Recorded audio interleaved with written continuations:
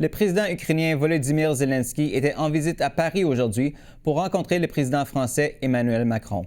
L'Ukraine cherche à renforcer l'appui de ses partenaires européens alors que l'administration Trump continue de faire pression sur Kiev pour qu'il accepte un accord de paix avec la Russie. Dans une publication sur X, le président Zelensky a déclaré qu'il faut trouver une fin équitable à la guerre, soulignant l'importance des garanties de sécurité pour assurer une paix durable. Pendant ce temps, l'envoyé spécial du président Trump, Steve Witkoff, s'est rendu aujourd'hui en Russie où il doit rencontrer demain le président Poutine. Pour en discuter, je reçois Emmanuelle Rousseau, professeure de sciences politiques à l'Université du Québec à Montréal. Madame Rousseau, bonsoir. Bonsoir. Alors, il y a eu toute une vague d'efforts diplomatiques depuis la semaine dernière, mais rien n'indique que les divergences entre les deux parties s'amenuisent. Dans ce contexte, quelle est l'importance de cette rencontre aujourd'hui entre les présidents Zelensky et Macron? C'est une rencontre qui est importante pour deux points. Tout d'abord, pour finalement s'assurer que les Européens ne sont pas mis de côté dans ces négociations. Alors, on sait qu'au début, les Américains et les Russes n'impliquaient pas vraiment les Européens. Et du côté des Ukrainiens, c'est aussi l'objectif de s'assurer des soutiens pour s'assurer autant que possible d'avoir une issue équitable, pour reprendre les mots du président Zelensky. Le président Zelensky prévoit quand même s'entretenir avec plusieurs alliés européens au cours des prochains jours. Quelle influence l'Europe a-t-elle réellement dans ces négociations à l'heure actuelle? Ça, c'est une très bonne question. Au début, on aurait dit pas grand-chose. Il semblait que les Européens avaient été exclus à la fois par les Russes et par les Américains de ces processus.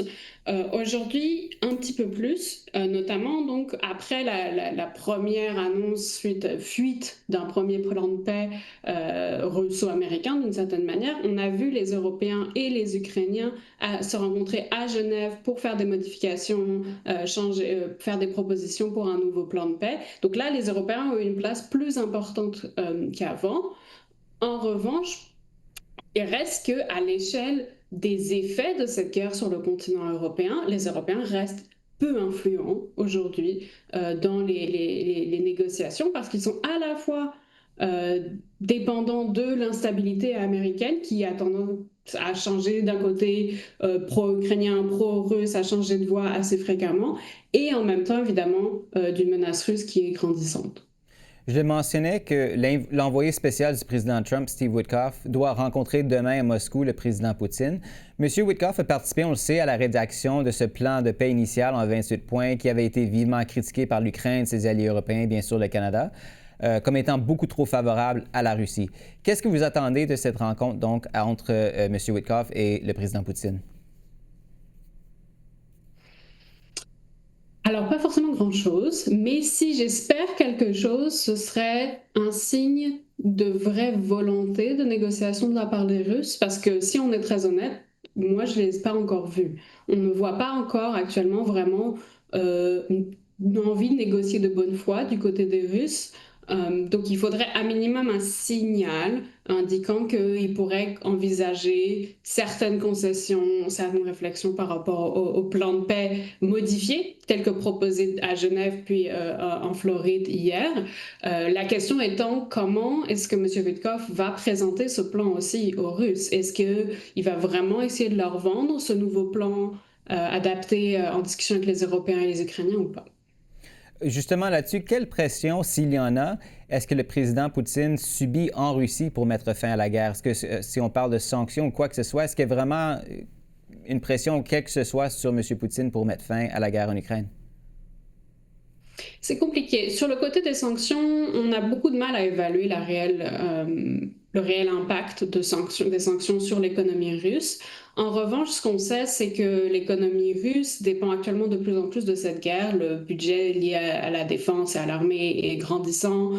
Beaucoup de l'argent qui va finalement dans des programmes sociaux sont passés par des financements liés aux soldats, aux familles de soldats, etc. Donc, c'est pas forcément facile de savoir s'il y a une vraie pression en Russie. Les Russes ont potentiellement une forme de lassitude face à cette guerre et seraient prêts à accepter probablement un accord tant que c'est présenté par Vladimir Poutine comme un succès.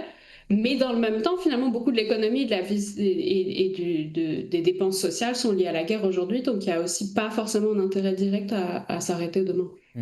Le secrétaire Rubio a déclaré la semaine dernière que les États-Unis discuteraient des garanties de sécurité à long terme pour l'Ukraine seulement après la signature d'un accord de paix. À quel point, selon vous, est-ce que ces garanties de sécurité sont essentielles à une paix durable en Ukraine et en Europe? Est-ce qu'on devrait s'attendre à les voir dans un éventuel accord de paix, le premier qu'on espère voir évidemment prochainement? Alors, c'est le cœur de toute paix stable et de long terme et durable et d'une vraie paix et pas simplement d'un arrêt des conflits. Là, arrêter de faire des conflits sur le moment, ça ne veut pas forcément dire une paix durable. C'est sûr qu'avoir ces garanties de sécurité, c'est la clé. Est-ce qu'on va les voir dans l'accord? Je l'espère et je pense que les Ukrainiens et les Européens poussent très fort pour ça. Est-ce que ça va suffire? Je ne sais pas. Et quel type de forme de garantie de sécurité?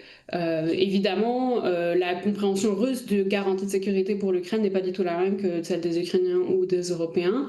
Est-ce qu'on parlerait de forces étrangères sur le territoire ukrainien pour garantir une sorte de souveraineté ou une garantie d'une armée substantielle pour l'Ukraine? C'est difficile à savoir et surtout, de mon avis, il faudrait absolument que ces discussions-là aient lieu avant la signature d'un accord parce que autrement, les Russes n'auront absolument aucun intérêt à essayer de négocier ça. Nous nous approchons rapidement du 4e anniversaire de l'invasion à grande échelle de la Russie. Qu'est-ce que vous allez surveiller donc au cours des prochaines semaines pour jauger à quel point nous sommes encore loin de la paix? C'est vrai qu'on y est peut-être plus proche de la paix qu'on l'a été il y a un an, mais là, quasiment 4 ans après le début de la guerre, il y a encore beaucoup de choses à regarder, notamment, comme on le disait, l'enjeu des garanties de sécurité, mais aussi comment va être décidé finalement, comment va être cadré le conflit. Est-ce qu'on va bien dire que c'est la Russie qui a envahi l'Ukraine ou est-ce qu'on va mettre les deux côte à côte? Et ça, c'est important pour tous les autres potentiels conflits dans le monde après. Emmanuel Rousseau, je rappelle que vous êtes professeur de sciences politiques à l'Université du Québec à Montréal. Merci encore une fois pour ces explications. Merci.